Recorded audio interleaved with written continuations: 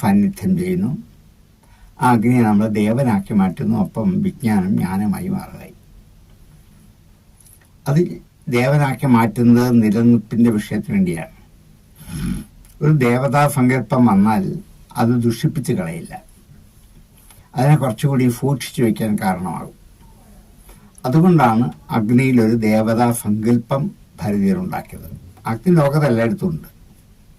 പക്ഷെ ഭാരതീയരെ സംബന്ധിച്ച് അഗ്നി ദേവനാണ്. കാരണം ആ ദേവത്വ ഭാവന അതിൽ വന്നാൽ അതിനെ ദുഷിപ്പിക്കില്ല, മലിനപ്പെടുത്തില്ല, ദുരുപയോഗം ചെയ്യില്ല. ക്ഷേത്രത്തിനകത്ത് ദീപത്തിൽ ഉജ്ജ്വലിക്കുന്ന അഗ്നിയും ഗണപതി ഹോമത്തിൻ്റെ കുണ്ടത്തിൽ കത്തിജ്വലിക്കുന്ന അഗ്നിയും അടുപ്പിൽ കത്തിജ്വലിക്കുന്ന അഗ്നിയും ചിരയിൽ എരിഞ്ഞടങ്ങുന്ന അഗ്നിയൊക്കെ ഒന്ന് തന്നെയാണ്.